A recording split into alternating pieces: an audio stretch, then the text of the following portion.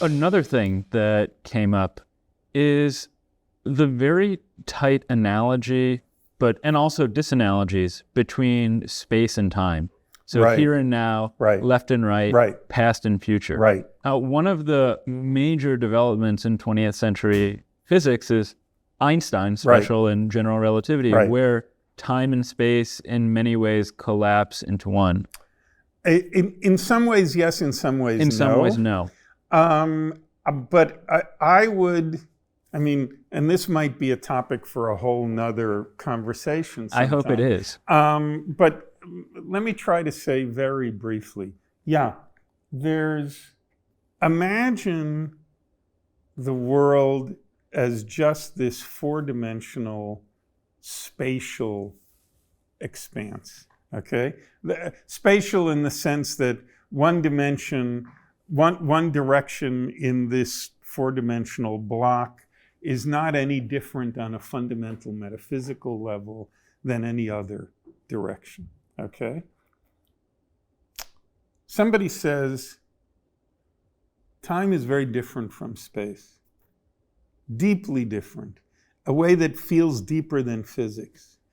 I can move about in space as I wish.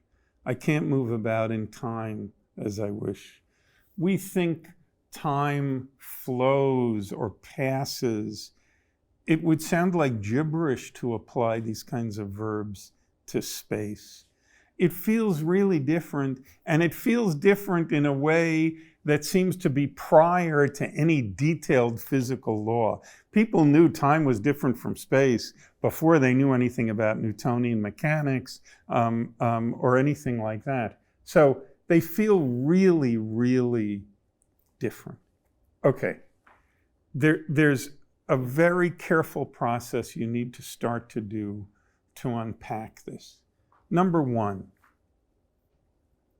people talk about time flowing or passing or moving. Well, there's something funny about such locutions because look, when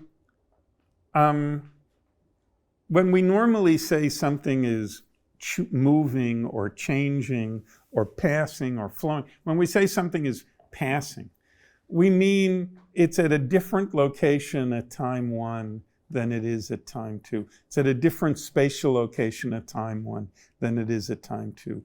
And all of these verbs, moving, passing, changing, involve time in this special way. If something is growing, it means its size is different at time one than at time two. You know, if something is moving or passing or flowing. When we say a river is flowing, we mean the little chunks of fluid are at different locations at time one than they are at time two. Good. You will try to apply a verb like flowing to time, you get a funny situation, okay? What it means to say, presumably, time is flowing is that the time at time one is different from the time at time two. Okay? Just as the position of the chunk of the river at time one is different than its position at time two. So your position along the time axis is different at time one than time two. But of course, when you say that, it's either gibberish or it's just a tautology, okay? It's true by definition, okay, that the time at time one is different than the time at time two. Okay, it's not true by definition that the place at time one is different from the place at time two. Something could be stationary, okay? It could have the same spatial location at time one as it has at time two. But what time it is at time one couldn't be the same as what time it is at time two by definition, okay? This is just the structure, the grammatical structure of verbs. Okay, not only in English, but in every language, okay? So there's something funny about these claims, time is flowing, time is moving, in a way that space doesn't. It's not clear how one can really make clear sense of such claims.